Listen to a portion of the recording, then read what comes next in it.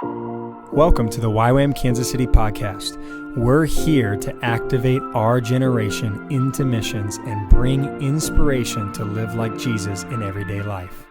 All right, welcome to YWAM Kansas City podcast. Today I am joined by Ivan Frietas, What's up, guys? leader of GX International from Brazil. And today we're going to be talking about how to use the talents God has given you. We're really excited. And Yvonne's an expert in this. Obviously, all of us have different talents, gifts, passions God's given us. Yep. And we want to take those gifts and passions and we want to use them for his kingdom. And Yvonne, you've been all over the planet. How many countries have you been to? I think for right now, 17, 18, okay. Around. So Yvonne's been multiple continents, 17 countries around the planet, and he's been using his gifts and passions all over the planet. Correct. And people have been so blessed by you everywhere you go. I hope so. And so I'm excited. And for those guys that don't know, GX International is a dance ministry, and they use arts, entertainment, sports to preach the gospel across the planet. Yeah. And so we want to hear about that stuff. Come on. But before we jump into all that, and maybe a little bit on your family as well, I have a question I need to ask you. And I don't know why. I actually don't know the answer to this question, but how or when did you learn to dance? Ooh, now that you're a leader of a dance ministry. Okay, let's go back to 1996. In the womb. Yeah. When I wasn't. No, I'm just kidding. But thanks so much. Thanks so much, John. Thanks so much. YWAM Kansas City. It's good to be here. But everything started in 1996 with this group called King's Kids. And I heard about it. I was 11 years old back then, and my cousins helped actually set up the first tour of King's Kids in Brazil in 1989.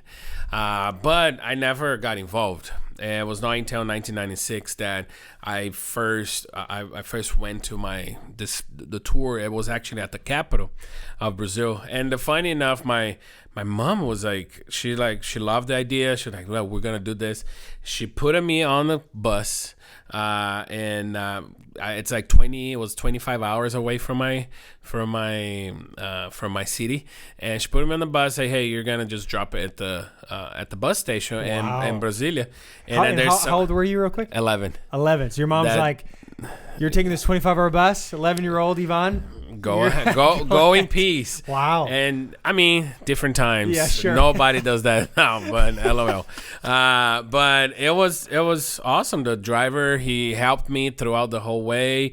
Got there, someone was waiting for me. I said all that because that was the start of knowing a ministry, knowing how to actually use something for God, use something for the kingdom. And that was me stepping in and something that I didn't know where it was going to take me. And then I look now, 14 years later. Is it that 14? No. Bro, that is 24 years. I didn't want to say it, but sorry, guys. But that's 24 years ago. You're giving away your age now. I am here in Kansas City in YWAM, and still working with a ministry that works with dance, and that also came from King's Kids. So it's an amazing story that it unveiled. There you go. Sorry for my English, but I'm getting there. It's better than mine. It's okay. There you go. But throughout those many years, in that month, it was a January. It was a summertime. Summertime for us in South America. Yeah. And I remember clear in my mind, it's like, man, this is cool. I wanted to dance. It was cheesy. It was different. It was weird. Not weird. Sorry, not weird. But it was just like it was for kids. So it's like simple, but it was so effective. We used to go to the square. We used to go to shopping malls and streets, and then just a bunch of kids just preaching the gospel and dancing. So it was really good.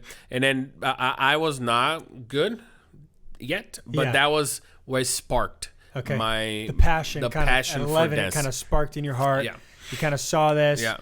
And it's like, how can I do this? It was just starting the discovery of dance, and then church, and then tradition, and then all right, so how it's gonna work? How that gonna work? Well, maybe I can jump in real quick and ask a little bit about like your church background too. Yeah. Did you grew up in church? Was the church okay with dance kind of things? I grew up in church. My dad was a pastor, a missionary. PKs, bro, gotta stick together. Party, and he. I'm very fortunate to have a dad that I always thought about outside of the box, and so he never blocked us to do anything. He really empowered us and pushed us to do anything we wanted and needed to do it. So that when I discovered that passion, let's do it. Let's go for it. He jumped with me, and then to see the crazy, they put me on the bus and let me go. Wow! Because they knew that was something that God was preparing for me in my life. So that my background, it's from a traditional church. We're from a Presbyterian church. Yeah. But I never felt those tensions between all the theologies and things like that. I'm so fortunate that I had King's Kids and YWAM throughout my years, that it brought so much good balance between the relationship between the Word, and I was able to combine that in my life. Then so it brought balance, I would say, per se. So I didn't felt no condemnation, no anything about dancing. That's awesome. That was like, it was weird as for them, like, how do I attach it to a service, or how do I do this? Yeah. But it was never like, it's from the devil. Yeah. Get out of here. No, totally. It was never like that. Yeah. So it was very encouraging that my surrounding prepared me to grow in my passion, in dancing, especially inside of the Christian realm. Yeah. I would say. Yeah. Come on. And did you feel like, I know sometimes it's a hard question for PKs, did you always feel like you kind of knew Jesus, or was there a certain moment where you're like, I decided then, or what kind of? I think the biggest thing for pastors' kids or PK is the what people put on you. So expectation. So there's so much expectation for us. I know, because you also are, and there's like this whole realm. This guy, this person, man or woman, they need to be the perfect person. Right. They need to be the perfect human in this entire world. Right. And we're not. Just letting you know, you're not either. I thought you were perfect. Yeah. Oh, hallelujah. No, not perfect. But there was a moment, and I mean, funny of all, it was with one of my dad's preaching service. He was speaking about love. And then it was the first time I felt that perfect love that casts out fears. That was the first time I felt the embrace of a father. Wow. And too crazy, that was my dad preaching. And then when he did an invitation, I came forward. Wow. And goosebumps. And he simply came and said, "Do you know what you're doing?" And I said, "I do, and I want to have this relationship with God. I want to have this relationship with Jesus." And that was that moment. I was 8 years old, around 8 years old. Come on. And my dad just dropped everything, because it was, I mean, that was his son in front of the church, and so it was super powerful. And I did deal a lot with that expectation. Now I could care less, but and I try to teach to my kids that to not put those expectations on them, and because it's not good, and that my parents never did, but as surround, they expect you. So yeah. But that's another subject. Yeah, that's good. That's good. Okay, so for you, kind of your storyline a little bit. 8 years old was when you had that kind of moment. Yeah. You felt that perfect love, casted all fear.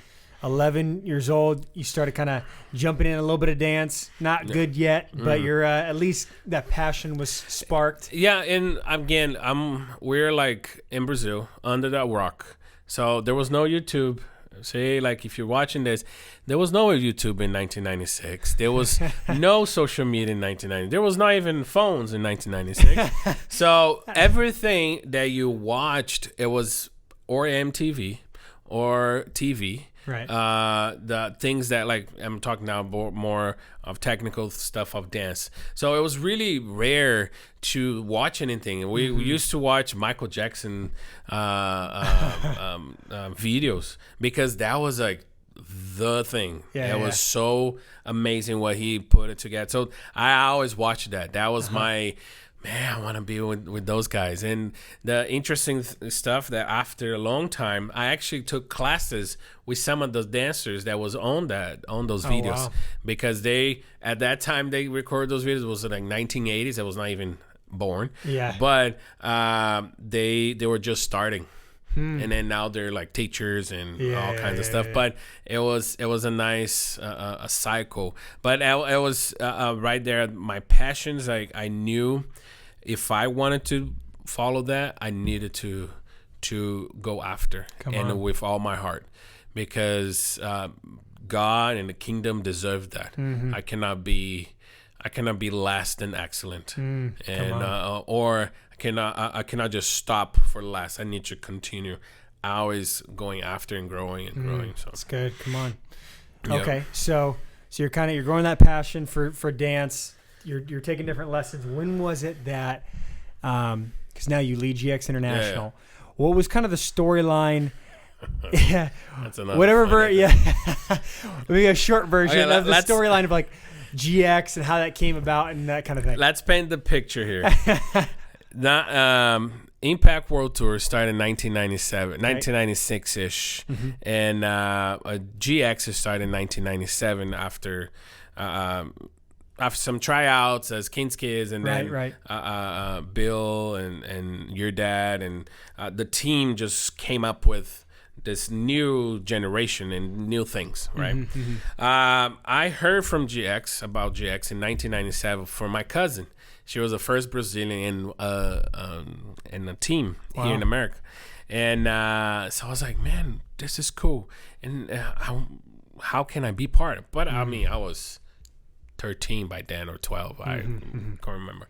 And so that back burner, I was not that good. So I knew they were like super good and crazy big stuff. So I was like, I'm not going to be able to do nothing like that. But in 2001, I had an opportunity I was like in, what is before senior year again? Junior? No. Junior year. So I was in junior year of high school, and I was already more involved in dancing, gotten better and things like that. And I felt to apply to go to a tour that was going to happen in Brazil, in the city close by my city. And then I did, and I was not accepted. I was called to something else, but they ended up not having enough dancers, so they called me back again. So I came in, and it was happening Albuquerque by then. So it was kind of like the same timing, not really, but it was going to be right after. So there was like back to back. Okay. So we went, but I didn't do good. It was hard, and I assume it was super hard. It was I didn't have the techniques. It was tough. And then they actually asked me, my program director, she sit down with me and say, hey, unfortunately, we cannot continue with you because we need to finish the program and everything. And then, all right, okay. I felt really bad. I was crying a lot. I was like 16 by then, and I felt a failure. You know what I mean? So I remember getting out of the place we were, called my dad. I went to a payphone because there was no phones. Remember that? So you do a collecting call. Put in a quarter. Yeah. Call my dad. And then he said, what do you want of this? What do you want to learn from this? And I said, Dad, I want to try. I said, so stay and go try. And I told them, like, hey, I don't want to go home. I want to try. I want to try whatever I can do here. And then they pulled me in 2 dances, and they say, you're going to practice this. I was like, all right. There was like 8 days practice the same thing, and that was my story. Right there, her name is Tachi. She's actually married to Jason. Unfortunately, Jason passed away, but she was the one, and him actually. They poured so much into my life that day, and then in that tour, and then say, hey, why don't you go and train and get trained and go in studios and et cetera. And that's what I did. Right after that, right after tour, I finished up high school, went to just studios in Brazil, and then just started studying. And did college, finish my degree in physical education. Because of that, I wanted to use for the kingdom, and then continue studying dance until today. Come on. So that's how I started, and it's just grown from there. 18 years after, 19. Oh my gosh, I'm messing up. 19 years after, I'm here and serving, and it's still serving. Helping lead the team. Yeah. So it was a crazy story. It's like I am very I'm proud of that beginning, and because it taught me just compassion and respect for those that came before me, and then respect to when you hear it's like, hey, stop, go try, go test, go learn, grow, and that's what I need that. And come on. And it took a long time. It took about 8 years until actually I joined back into GX full time in 2009, and then been there ever since. Come on, just that perseverance. Yeah. So what would you say to, let's say, the dancer out there, the athlete, the musician, the artist, whoever? Yeah. What would you say to them in terms of maybe two things? One, if they know they're gifted in that category, because you at first maybe didn't even know you're gifted, you just had a passion. Yeah. So something I liked it, but you liked it. You had a passion, but not necessarily gifted. What would you say to those who maybe know they're good and they have a gift and that kind of thing? And then also, what would you say to those who they have no idea what they're good at? They want to give their gifts and talents to God, but they're trying to even figure out what it is that they're anointed in. Yeah. What would be something that you would say maybe to kind of those two groups of people out there? Yeah. First, I think it works for both of the groups is try, don't stop. Don't let the failure determine who you're gonna be. Come on. Because if you do that, you're just gonna be a little crybaby on the corner. I didn't make it. It's not about that, but it's about perseverance. And then I always quote James 1 when he talks about let perseverance take its place, and then it is perseverance. It's not a little thing here and there. It's an action, and it's continue. It's a continual actions that you need to do. So for both of the artists, you need to understand one thing: God created arts. God created your talent. God created what you do. So what you're gonna do all that, it's all up to you. You have everything what it takes to do it. You have so many tools, especially nowadays. You have so much stuff that you can learn, that you can practice, that you can try, that you can succeed in, but never be afraid of failure. I think failure helps so much in both categories to shape you, to make you understand that to get to the point you want to be, you need to go through a road. And that's not magical, not spiritual. It's plain and simple. Especially our Christian life is the same. If you want to get closer to God, you need to grind it. Right. Go grind. Spend time. with God. It's a relationship. Same thing with your talent. It's a relationship. Go for it. Don't waste your time trying to figure, yes, I'm good. No, you're not good. You're never gonna be, in a sense, but you're always striving for the goodness, and you're always going for it. And that is the key, because if you just stick to like, I just want to be perfect, you're like, as you're growing, you're gonna become. but you're never going to stop. Yeah. And that's the key. You're never going to stop. Never quit. It's never quit, especially for art. Like it's a tryout, it's a test every time. Come on. Yeah, so. That's awesome. Yeah, well, Yvonne, well, thanks so much for sharing with us, man. We want to have You're you. welcome. We want to have you back on. Thanks for tuning in to our YWAM Kansas City podcast. If you enjoyed listening, please subscribe, share, and leave a rating. If you are watching, please like, comment, share, and subscribe, and be sure to turn on our post notifications to catch our podcasts as soon as they're released. We'll see you next time.